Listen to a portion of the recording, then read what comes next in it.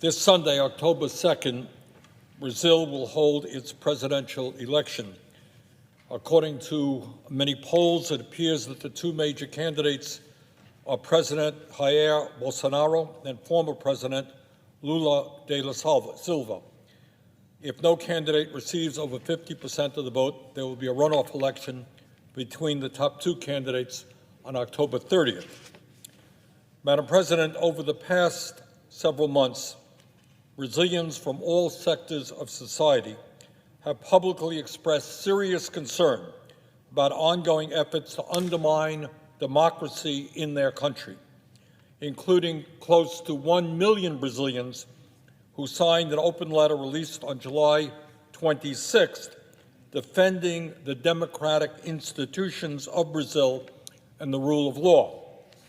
And there is a very good reason why these people in Brazil signed that letter.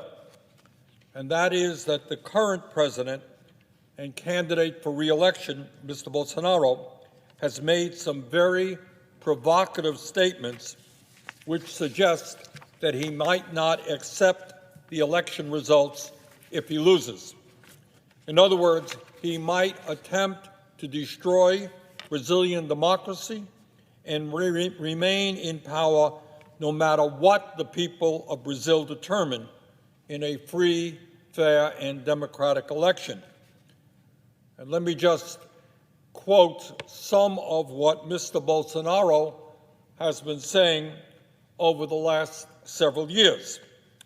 Back in September 2018, before he won his election, Bolsonaro stated, and I quote, "I will not accept an election result that is not my own victory," end of quote.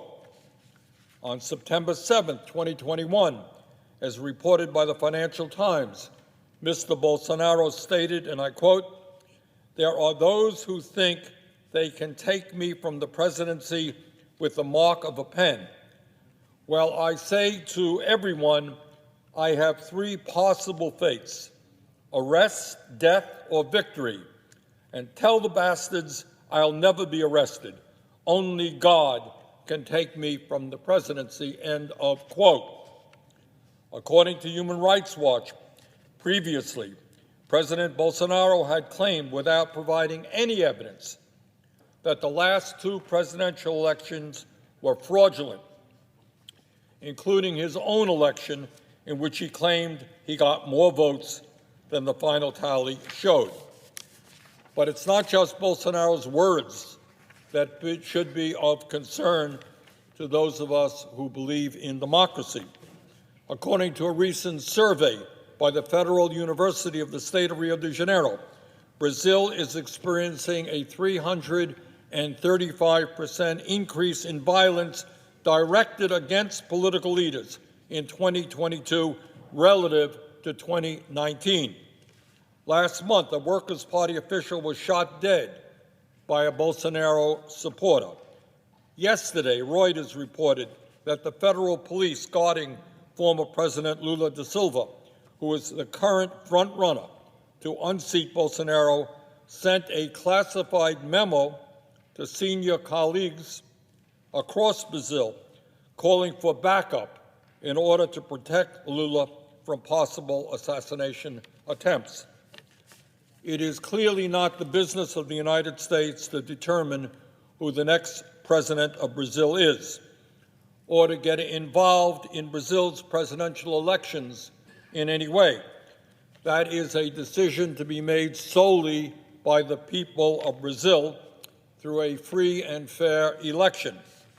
But it is the business of the United States to make clear to the people of Brazil that our government will not recognize or support a government that comes to power through a military coup or the undermining of a democratic election. In that regard, I have asked and received unanimous consent today for a resolution that I introduced with Senator Tim Kaine. This resolution, Madam Chair, is very simple and straightforward. It does not take sides in Brazil's elections.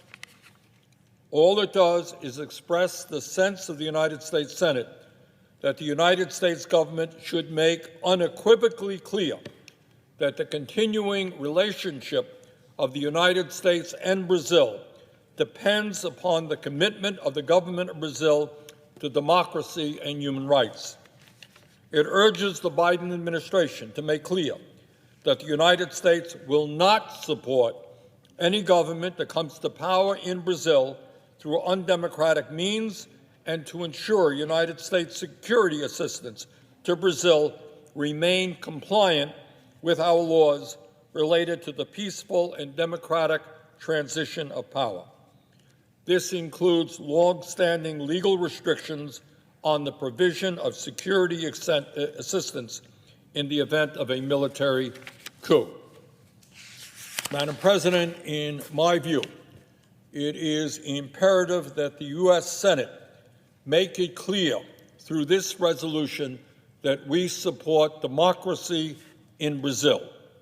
It would be unacceptable for the United States to recognize a government that came to power undemocratically, and it would send a horrific message to the entire world if we did that. It is important for the people of Brazil to know we are on their side, on the side of democracy. This resolution sent that message, and I thank my colleagues for supporting it.